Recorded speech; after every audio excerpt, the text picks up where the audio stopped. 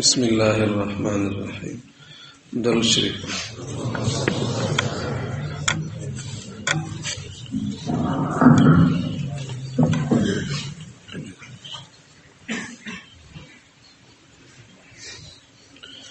جس طرح جسم کو امراض لاحق ہوتے ہیں، اسی طرح روح کو بھی بیماریاں لگتی ہیں. جسمانی امراض کا اگر بروقت علاج نہ کیا جائے تو انسان کے لیے خطرہ بن جاتے ہیں. اسی طرح روحانی بیماریوں کا اگر بروقت علاج نہ کیا جائے تو انسان کی دنیا کے لیے بھی اور آخرت کے لیے بھی خطرہ ثابت ہوتی ہے. بعض بیماریاں ایسی ہیں کہ اگر اس کا موت سے پہلے علاج نہ کیا جائے تو آخرت میں آدمی ہمیشہ کے لیے جہنم کا مستحق ٹھہرتا ہے. جیسے شرک کی بیماری ہے، نفاق کی بیماری ہے، کفر کی بیماری ہے. یہ تین بڑے بڑے امراض ہیں. اگر ان بیماریوں کے ساتھ کوئی دنیا سے چلا جائے تو آخرت میں اس کے لیے جنت میں جانے کا کوئی موقع نہیں ہے، ہمیشہ وہ جہنم میں رہے گا. اور بعض گناہ ایسے ہیں، بعض امراض ایسے ہیں کہ وہ اگر انسان اس کا علاج نہ کرے تو آدمی تب تک جنت میں نہیں جا سکتا جب تک جہنم کے آگ سے اس کو صاف نہ کیا جائے، جس کو کبیرہ گناہ کہتے ہیں. بڑے گناہ تکبر ہے، بخل ہے، بزدلی ہے، بدخواہی ہے، حسد ہے، کینہ ہے. یہ ساری چیزیں انسان کے دل کی بیماریاں ہیں. اگر اس کا علاج نہیں کیا جائے تو جب تک اس کو جہنم کی آگ سے صاف نہیں کیا جائے تب تک آدمی جنت نہیں داخل ہو سکتا. رسول اللہ صلی اللہ علیہ وسلم کے ارشاد مبارک ہے، لا يدخل الجنت من كان في قلبه مثقال ذرة من کبر. جس کے دل میں تکبر کا رائی برابر موجود ہو وہ جنت میں داخل نہیں ہو سکتا. اور بعض ایسے امراض ہیں کہ وہ انسان کی ایمان کے لیے کہ ایمان اس سے زائل ہو جائے، ایمان کے لیے خطرہ بنتا ہے. جیسے حسد ہے. رسول اللہ صلی اللہ علیہ وسلم کے ارشاد مبارک ہے کہ حسد انسان کی نیکیوں کو ایسا کاٹتا ہے جس طرح کے آگ میں خشک لکڑیاں ڈال دیا جائے. ویسے تو ہمارے دین میں نیکی اور گناہ کے اپنے اپنے فہرست ہے. نیکی کا اپنا کھاتا ہے اور گناہ کا اپنا کھاتا ہے. جس کی نیکیوں کا کھاتا زیادہ ہو تو وہ جنت میں جائے گا. فمن ثقلت موازینہ فہو فی عیشۃ راضیہ. لیکن اور گناہ اس کا اپنا کھاتا ہوتا ہے. گناہ کی وجہ سے انسان کی نیکی پر اثر نہیں پڑتا. گناہ کی وجہ سے یا کسی بیماری کی وجہ سے نیکی کا ضائع ہونا، اس کا ایک معنی یہ ہوتا ہے کہ اگر اس کا تعلق حقوق العباد سے ہو تو قیامت کے دن اللہ رب العالمین آپ کے اس حق کے عوض میں آپ کا نیکی اس کو دے گا. تو ایک صورت تو یہ ہوتی ہے کہ آپ نے اچھے اعمال کی ہے، نماز روزے، لیکن کسی کا آپ کے اوپر حق ہے تو قیامت کے دن آپ اس کا حق ادا کرنے کے لیے آپ کا نیک عمل اس کو دیا جائے گا. دوسرا معنی یہ ہوتا ہے کہ برائی کی وجہ سے انسان کی نیکی ضائع ہوتی ہے کہ حسنات کا جو اثر ہوتا ہے، ایک تو نیکی کا ثواب ہوتا ہے، ایک ہر نیکی کا اپنا ایک اثر ہوتا ہے. مثلا نماز ہے، نماز کا اثر یہ ہے ان الصلاۃ تنہی عن الفحشاء والمنکر، یہ انسان کو فحش اور منکرات سے روکتی ہے. اب جو آدمی گناہ کرتا ہے یا اس کے دل میں کوئی مرض ہوتا ہے تو اس مرض کی وجہ سے اس نیکی کا اثر اس کو حاصل نہیں ہوتا. نماز پڑھے گا نماز پر اس کو ثواب بھی ملے گا، اس کا فرض بھی ادا ہوگا، لیکن نماز کی وجہ سے انسان کو جو روحانی تقویت ملتی ہے، جس کی وجہ سے وہ فحش سے روک جائے، وہ اس کو حاصل نہیں ہوگا۔ تو ایک معنی یہ ہے کہ آپ کے دل میں اگر حسد کی بیماری ہے، حسد کی بیماری کی وجہ سے آپ کے اچھے اعمال حسنات اس کے اثر سے آپ محروم ہوں گے، یا بعض حسنات کا اپنا لذت ہوتی ہے، اس کا اپنا مٹھاس ہوتا ہے، اس کا اپنا ذائقہ ہوتا ہے، بڑا لذیذ ہوتا ہے۔ سب سے لذیذ تو ہمارا ایمان ہے۔ یہی وجہ ہے کہ ایمان کی مقابلے میں آدمی اپنے آپ کو قربان کر دیتا ہے۔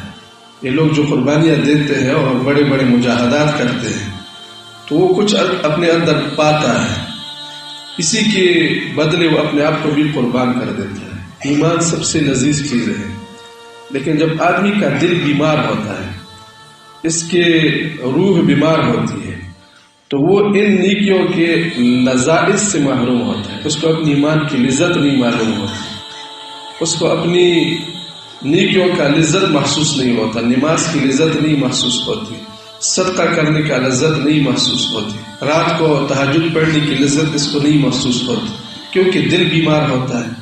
آدمی جب بیمار ہوتا ہے تو جتنا بھی میٹھا چیز ہو، ملیریا جس کو لگ جائے یا بعض ایسی بیماریاں ہیں جو انسان کا ذائقہ خراب کر دیتا ہے، تو آپ سب سے میٹھی چیز بھی کھائے وہ آپ کو کڑوا لگے گا، کیونکہ آپ کا جسم بیمار ہے۔ تو روح جب بیمار ہوتا ہے تو انسان کو حسنات کا لذت محسوس نہیں ہوتا۔ اور ایک صورت یہ ہوتی ہے کہ انسان کی بیماری اتنی غالب آ جائے انسان کے روح پر کہ وہ ایمان کو ہی ختم کر دے۔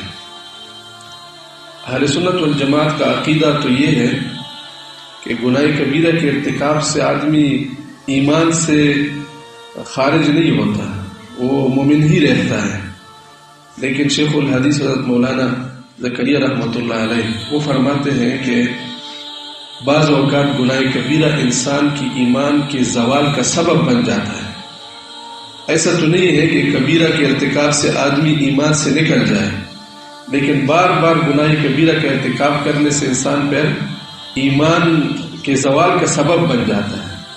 تو پھر آدمی جب حسد سے نہیں روکتا، حسد کا مطلب یہ ہے کہ آپ اللہ کی تقسیم پر راضی نہیں ہیں، تو یہ آدمی جب اس کا علاج نہیں کرتا تو یہ مرض بڑھتے بڑھتے آخر کار اللہ کی صفت حکمت سے انکاری بنا دیتا ہے، کیونکہ اللہ حکیم ذات ہے۔ ہسپتال میں مختلف قسم کے مریض پڑے ہوتے ہیں، کسی کو آپریشن لکھ دیا جاتا ہے، کسی کو دوائی لکھ دی جاتی ہے، کسی کو انجیکشن لکھ دیا جاتا ہے، کسی کو اچھی غذا لکھ دی جاتی ہے۔ اب تمام بیمار اس پر راضی ہوتے ہیں کہ یہ جو تقسیم ہسپتال کی طرف سے بنایا گیا ہے یہ ہمارے لیے خیر ہے۔ اگر آپریشن کا مریض یہ اعتراض کرے کہ نہیں، یہ آپریشن تو بہت مشکل کام ہے، مجھے آپ وہ اچھی طرح غذا کھلائیں، تو اس کا مرض ٹھیک نہیں ہوگا، وہ اور بھی بیمار ہو جائے گا۔ اسی طرح اس کائنات میں آدمی اگر اللہ کی تقسیم پر راضی نہیں ہوتا کہ اللہ نے مجھے کم دیا ہے دوسری کو زیادہ دیا ہے، بعض اوقات آپ کو اللہ نے دنیا کم دیا ہوتا ہے لیکن اس دنیا کی کمی سے آپ کا ایمان محفوظ ہوتا ہے، آپ کا روح محفوظ ہوتا ہے، یہ تو اللہ جانتا ہے، ہم تو نہیں جانتے۔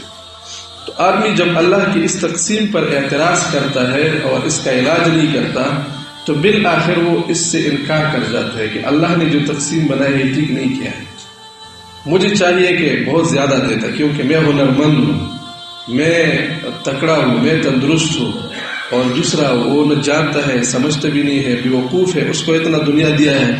تو آدمی جب اس حالت تک پہنچ جائے، ایمان اللہ کی کسی ایک صفت میں شک کرنے سے بھی ظاہر ہو جاتا ہے۔ ایمان کہتے یقین کو ہے، یقین سے تھوڑا نیچے آ جائے تو ایمان ختم ہو جاتا ہے۔ اللہ کے ایک حکم میں آپ کو تردد ہو گیا کہ اللہ نے نماز کو فرض کیوں کیا ہے یا اللہ نے نماز فرض نہیں کیا ہے، تو اس سے ایمان کیا ہوتا ہے، ختم ہو جاتا ہے۔ تو یہ جو دل کی بیماریاں ہوتی ہیں اگر اس کا علاج نہیں کیا جائے تو بعض اوقات یہ انسان کی ایمان کو ختم کر دیتی ہے، اور ایمان جب انسان کا ظاہر ہو جائے تو پھر کوئی نیکی کام نہیں آتا۔ انسان کا ہر نیک عمل انسان کے کام تب آتا ہے جب اس میں ایمان ہو، من عمل صالحا من ذکر او انثى وهو مؤمن. عمل صالح کے لیے ایمان کا یعنی اس کی قبول ہونے کے لیے ایمان کا ہونا شرط ہے. بغیر ایمان کے جتنا بھی اچھا عمل ہو، بڑا عمل ہو، اللہ کے نزدیک قبول نہیں ہے.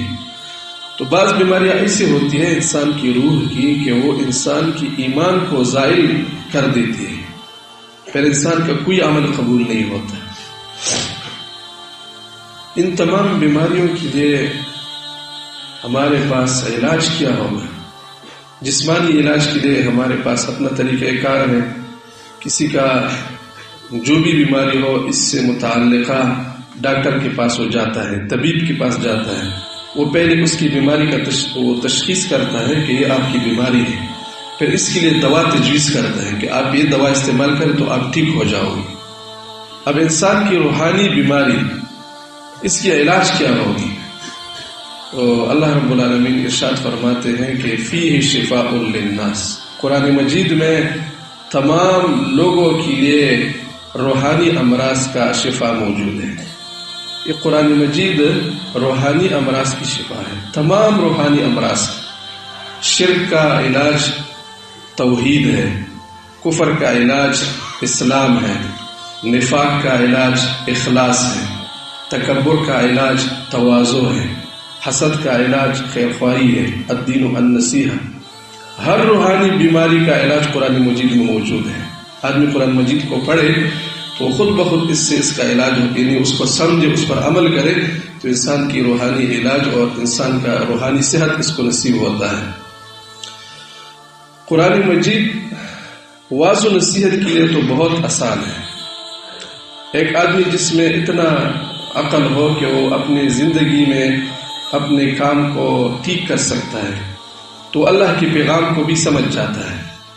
لیکن قرآن مجید سے لوگوں کی اصلاح و تربیت یا لوگوں کے لیے احکام کا استنباط کرنا یہ خاص لوگوں کا کام ہوتا ہے.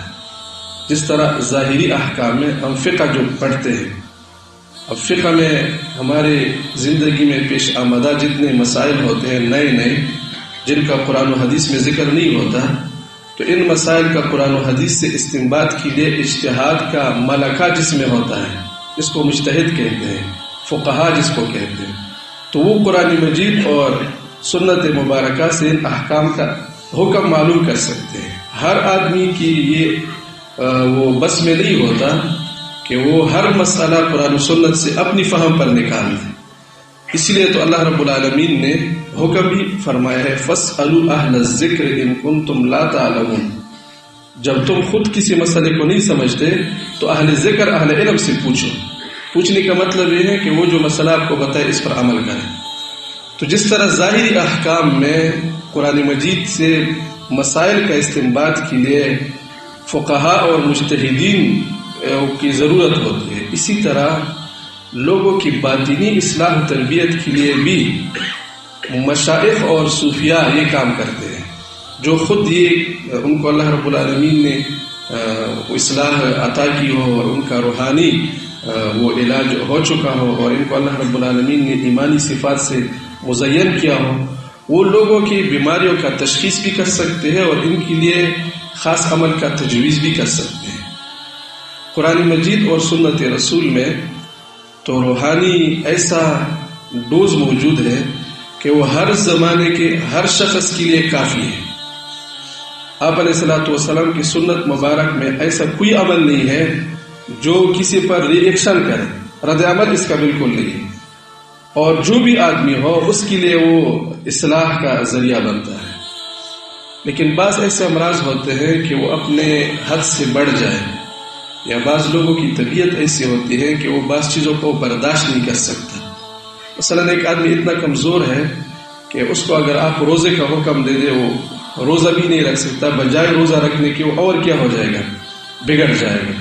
تو پھر اس کے لیے صوفیاء اور مشائخ معمولات تجویز کرتے ہیں، لیکن یہ معمولات فرائض اور سنن سے بعد کے درجے میں ہوتے ہیں. سب سے پہلے فرائض کا درجہ ہوتا ہے، اس میں نہ کسی کی تجویز کی ضرورت ہے نہ کسی کی تشخیص کی ضرورت ہے. ایک آدمی جو مسلمان ہو جائے وہ نماز پڑھے گا، اب کوئی بھی شیخ ایسا نہیں کر سکتا کہ وہ کسی کو نماز سے روک دے کہ آپ نماز نہ پڑھیں یا آپ روزہ نہ رکھیں یا آپ فلان کام نہ کریں. فرائض تو سب سے مقدم ہے، ہر کسی کو کرنا ضروری ہے. دوسرے نمبر پر سنت ہے. سنت بھی ہر خاص و عام کے لیے ہے. جو بھی آدمی سنت پر عمل شروع کرے اس کا روحانی اصلاح بڑے آسانی سے ہو جاتا ہے. اور سنت تو ایسا زبردست علاج ہے کہ اس کا فائدہ بہت ہوتا ہے اور مشقت اس کی بہت کم ہوتی ہے. اس کی ایک مثال میں آپ کو بتا دوں. مثلا انسان کو اگر تکبر کی بیماری لگ جائے تو یہ بہت بڑا مرض ہے. مشائخ اور صوفیاء بعض اوقات اپنے مریدین کو تکبر کا علاج سکھانے کے لیے بہت مشکل وظائف کا انتخاب کرتے ہیں. بعض لوگ خدمت پر لگا دیتے ہیں کہ آپ جا کر لوگوں کی جوتیاں سیدھی کریں. بعض اس کو استبل میں لگا دیتے ہیں کہ آپ جانوروں کی چارہ کا خدمت کرو تاکہ اس کا نفس ٹوٹ جائے، اس کا دل شکستہ ہو جائے. عبادات میں بھی یہ کمال ہے. جتنا بھی بڑا، جس کے دل میں جتنا بھی بڑا خناس ہوتا ہے، جتنا بھی غرور ہوتا ہے، آپ اس کو نفل کا وظیفہ تجویز کرے تو اس کا یہ غرور ٹوٹ جاتا ہے آہستہ آہستہ. جس طرح کے اونٹ کے ناک میں نکیل ڈالا جاتا ہے. عبادات یہ کام کرتے ہیں. انسان کو سرکشی کسی کیا کرتے ہیں، روک دیتی ہے. لیکن رسول اللہ صلی اللہ علیہ وسلم نے ایک وظیفہ بتایا ہے تکبر کے لیے، بڑا آسان وظیفہ ہے. البادئ بالسلام بریء من الکبر. جو ہر کسی کو پہلے سلام کرتا ہے وہ تکبر سے بری ہوتا ہے.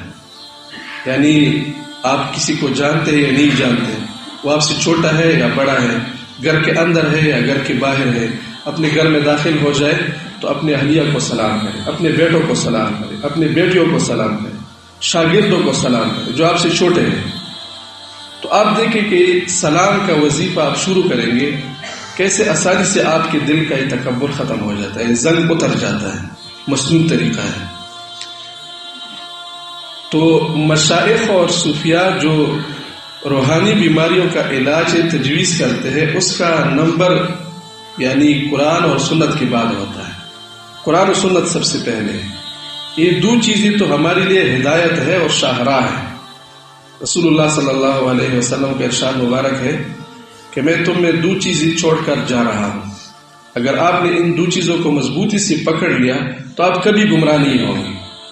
ترکت فیکم امرین لن تضلوا ما تمسکتم بہما کتاب اللہ و سنت رسولہ.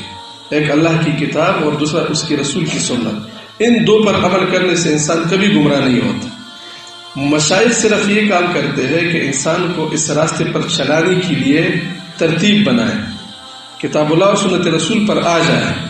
تو ہمارا اصل بنیاد کیا ہے؟ کتاب اللہ اور سنت رسول ہے.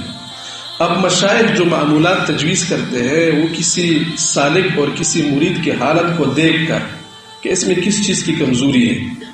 بعض اوقات انسان کے اندر رذائل بہت زیادہ ہوتے ہیں تو بعض مشائخ اس کو ذکر و اذکار دیتے ہیں نفل، کہ آپ 200 مرتبہ لا الہ الا اللہ پڑھیں یا 1000 مرتبہ لا الہ الا اللہ پڑھیں. اب کوئی اگر یہ پوچھے کہ 1000 مرتبہ لا الہ الا اللہ یہ تو سنت میں ثابت نہیں ہے تو یہ اس کی غلط فہمی ہوگی. یہ صرف اس کو اس کی جو کمی ہے اس کو پورا کرنے کے لیے تجویز کیا جاتا ہے کہ وہ زیادہ ذکر کرے گا تو اس کے دل میں روشنی آ جائے گی، تھوڑا وہ چلنے کے قابل ہو جائے گا.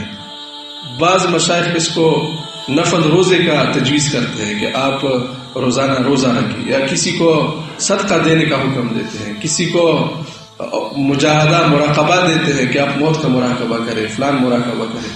یہ ساری چیزیں اسی کے لیے ہوتی ہے کہ انسان اپنے راستے پر چلنا شروع ہو جائے. اسی کو طریقت کہتے ہیں اور ان چیزوں کو معمولات کہتے ہیں. یعنی معمولات کا مطلب کیا ہوتا ہے کہ انسان کتاب اللہ اور سنت رسول پر چلنا شروع ہو جائے اور انسان کے جو روحانی امراض ہیں ان کا علاج شروع ہو جائے. انسان جب روحانی طور پر بیمار ہوتا ہے تو اس کے لیے دین پر چلنا مشکل ہوتا ہے. جس طرح انسان جسمانی طور پر بیمار ہوتا ہے تو وہ دنیا کی بہت سی چیزوں سے محروم رہتا ہے. انسان کی آنکھ اگر آنکھ موجود ہے لیکن وہ بیمار ہے، دیکھتی نہیں تو کچھ دیکھتا نہیں ہے. آنکھ بیمار ہے، کچھ سنتا نہیں ہے. اسی طرح دل جب بیمار ہوتا ہے وہ اللہ کی قدرت کو دیکھتا نہیں ہے. اللہ رب العالمین کے مہربانیوں کو دیکھتا نہیں ہے، تو وہ بیچارہ نہ نماز پڑھتا ہے نہ روزہ رکھتا ہے۔ اب ان چیزوں کے لیے پھر مشائخ کیا کرتے ہیں، یہ معمولات تجویز کرتے ہیں۔ ان کو اشغال بھی کہتے ہیں، صوفیاء کی اصطلاح معمولات بھی کہتے ہیں، اور ان چیزوں سے روحانی اصلاح ہوتی ہے۔ یہاں پر لوگوں کو ایک بہت بڑی غلط فہمی لگ جاتی ہے۔ ایک معمولات اور اشغال ہے اور ایک عملیات ہے۔ بعض لوگ معمولات اور عملیات میں خط مت کرتے ہیں، وہ یہ سمجھتے ہیں کہ تصوف کا مطلب یہ ہے کہ جو صوفی بن جائے، جو اللہ کا ولی بن جائے، جو بڑا بزرگ بن جائے، تو اس کے پاس جا کر وہ بیماریوں کے لیے دم کرے گا۔ عام تاثر یہ ہوتا ہے، بہت سارے لوگوں کا خیال یہ ہوتا ہے کہ صوفی کون ہوتا ہے، جس سے آپ دم تعویذ کریں۔ تو آپ جب جہاں بھی جائیں وہاں کے لوگ سب سے پہلے آپ کو کیا کریں گے، یہ نہیں پوچھیں گے کہ تکبر کا علاج کیسے ہوتا ہے، حسد کا علاج کیسے ہوتا ہے۔ وہ آپ سے وہ درخواست کرے گا کہ میری فلاں بیماری ہے، اس کے لیے دم کریں۔ بچہ لائے گا کہ وہ روتا ہے، اس کے لیے تعویذ کریں۔ وہ یہ سمجھتے ہیں کہ یہ کیا ہے، تصوف اسی کو کہتے ہیں۔ ان چیزوں کا تصوف کے ساتھ کوئی واسطہ نہیں ہے۔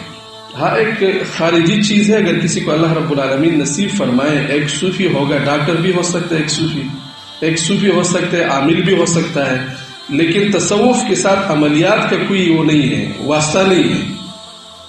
صوفی ہوگا حالانکہ اس کو کوئی تعویذ نہیں آئے گا، اس کو کوئی دم طریقہ نہیں آئے گا۔ رشید احمد گنگوئی رحمۃ اللہ علیہ کے بارے میں سنا ہے کہ ایک مرید نے اس کو بہت تنگ کر دیا کہ حضرت مجھے ایک تعویذ کر دے۔ اس نے کہا مجھے تعویذ نہیں آتے، اگر کوئی مسئلہ آپ کو پوچھنا ہے تو وہ میں بتا دوں گا، کوئی اور دینی کام ہے وہ میں کروں گا، لیکن تعویذ مجھے نہیں آتا۔ اس نے کہا بس آپ مجھے کر لیں تعویذ تو پھر انہوں نے ایک کاغذ پر لکھ دیا کہ یا اللہ میرے اس مرید کی جو بیماری ہے وہ ختم کر دے، کیونکہ میں جانتا نہیں اور یہ مانتا نہیں۔ اس کو کاغذ میں لپیٹ کر دے دیا کہ آپ کو تعویذ ہوگی۔ تو یہ ضروری نہیں ہے کہ صوفی ہو تو وہ عامل بھی ہوگا، عملیات جدا چیز ہے اور تعویذ جدا چیز ہے۔ تو ایک تو اس میں آپ یہ خیال رکھیں کہ جو لوگ روحانی علاج لکھتے ہیں کہ فلان عامل کے ساتھ روحانی علاج، اس کا یہ مطلب ہرگز نہیں ہوتا کہ اس سے انسان کی روحانی اصلاح و تربیت حاصل ہوگی۔ ہاں اس معنی میں آپ اس کو روحانی کہہ سکتے ہیں کہ بعض اوقات دم تعویذ میں قرآنی آیات ہوتی ہے، قرآن مجید کے ایک آیت لکھتے ہیں، تو اس وجہ سے وہ کہتے ہیں کہ روحانی علاج ہے۔ باقی اس سے جو روح کا امراض کا علاج ہے وہ اس سے ہرگز نہیں ہوتا، وہ جدا مسئلہ ہے۔ اور دوسری بات یہ ہے کہ بعض لوگ یہ خیال کرتے ہیں کہ قرآن مجید تو امراض کا شفا ہے، تو وہ امراض سے جسمانی امراض مراد لیتے ہیں۔ تو پھر وہ یہ سمجھتے ہیں کہ قرآن مجید کی آیات کو جگہ جگہ پر وہ اس کو تلاش کرتے ہیں کہ کون سی آیت کس بیماری کے لیے زیادہ مناسب ہے۔ بعض لوگوں کے تجربات بھی ہوتے ہیں اور بعض لوگوں کی اس طرح کی دم تعویذ وہ نتیجہ خیز بھی ہوتے ہیں۔ ابو سعید خدری رضی اللہ عنہ کا واقعہ، جو ایک آدمی کو بچھو نکالا تھا اور آپ نے اس پر سورہ فاتحہ دم کر کے چپ کیا تھا، وہ اللہ نے تندرست کیا تھا، اور اس کے عوض انہوں نے بکریوں کا ایک ریوڑ بھی ساتھ لایا تھا۔ تو ہو سکتا ہے کہ آپ کسی مریض کے مرض پر سورہ فاتحہ دم کر لے، اس کو افاقہ ہو جائے، لیکن یہ ضروری بھی نہیں، کیونکہ یہ جسمانی امراض کا شفا ضمناً ہے، طبعاً ہے۔ آپ اللہ سے دعا کریں وہ ٹھیک ہو جائے گا۔ تو اس میں بعض اوقات لوگوں کو پھر یہ اشکال پیدا ہوتا ہے کہ میں نے سورہ فاتحہ بار بار پڑھا، بیماری ٹھیک نہیں ہو رہی، تو یہ کیسا فی شفاء للناس ہو گیا؟ حالانکہ یہ جسمانی امراض کے لیے نہیں ہے، یہ روحانی امراض کے لیے۔ ہاں کبھی کبھار اگر کوئی ایسا آیت ہو، کوئی ایسی وظیفہ ہو، کوئی ایسا دم ہو، بعض لوگ اس کا مشق کراتے ہیں، اس کی وجہ سے پھر وہ لوگوں کو دم تعویذ کرتے ہیں، ان کا بیماری ختم بھی ہو جاتی ہے۔ یہ کوئی ممنوع بھی نہیں ہے، لیکن یہ روحانی علاج، روحانی اصلاح و تربیت کے ساتھ متعلقہ چیز نہیں ہے، وہ جدا چیز ہے۔ عملیات کے باب میں بھی اگر کوئی موقع ملا انشاءاللہ اس کے متعلق جو تفصیلات ہے وہ بیان کروں گا۔ آپ کوشش کریں کہ عملیات سے دور رہیں، کیونکہ عملیات میں عموماً آدمی سے خطا کا احتمال بہت زیادہ ہوتا ہے۔ دم تعویذ کرنے کے اپنے وہ ہے شرائط ہیں، دم تعویذ کیسے کرنی چاہیے، کن الفاظ سے کرنی چاہیے اور کس طریقے سے کرنی چاہیے، تو اکثر لوگ ان چیزوں کا خیال نہیں رکھتے. وہ دم کرتا ہے لیکن وہ ممنوع دم ہوتا ہے، شریعت میں جائز نہیں ہوتا. تو اس کے لیے پھر پوری احکام سے آگاہ ہونے کے بعد اگر پی کرتا ہے تو جائز ہے، ممنوع نہیں ہے، لیکن پھر بھی خطرے سے خالی نہیں ہے. انسان اس میں نقصان زیادہ کرتا ہے. آپ اپنی طرف یعنی اپنی اصلاح کی طرف، روحانی اصلاح کی طرف، کہ اس میں جو انسان کے روحانی امراض ہے وہ ختم ہو جائے. تو عملیات جو ہے اس سے کیا نہیں ہوتا، روحانی اصلاح و تربیت نہیں ہوتی، بلکہ عملیات جسمانی امراض کے لیے یا دوسری چیزوں کے لیے دم تعویذ کا اپنا ایک طریقہ کار ہے. اس میں صحیح بھی ہو سکتا ہے، غلط بھی ہو سکتا ہے، اور اس میں بعض وہ ایسے ہوتے ہیں کہ اس کا نتیجہ نکلتا ہے، بعض کا نکلتا ہے. جس طرح کے عام دوا ہم کھاتے ہیں، بعضوں کا دوا کھانے سے وہ علاج ہو جاتا ہے اور بعضوں کا دوا کھانے سے علاج نہیں ہوتا. لیکن ظاہری چیزوں میں تو بھی لوگوں کے تجربات زیادہ ہوتے ہیں. عملیات میں اکثر لوگ وہمیات کا شکار ہو جاتے ہیں، اپنے وہم پر کیا کرتے ہیں، انحصار کرتے ہیں. وہ سمجھتے ہیں کہ بس اس کے خیال میں ایک بات آ جاتی ہے کہ یہ منتر اگر میں نے پڑھ لیا تو اس سے بڑا کام ہو جائے گا، حالانکہ اس سے وہ کام ہوتا نہیں ہے. تو اصلاح کا مطلب یہ ہے، روحانی علاج کا مطلب یہ ہے کہ انسان کی جو روحانی امراض ہے وہ ختم ہو جائے. پھر جب انسان روحانی بیماریوں سے نجات پاتا ہے، اللہ رب العالمین کے ساتھ اس کا تعلق بن جاتا ہے، تو یہ دنیا بھی اس کے لیے جنت بن جاتی ہے اور آخرت بھی اس کے لیے جنت بن جاتی ہے. اللہ رب العالمین ہم سب کی عافیت کے ساتھ روحانی اصلاح نصیب فرمائے. وآخر دعوانا الحمد للہ.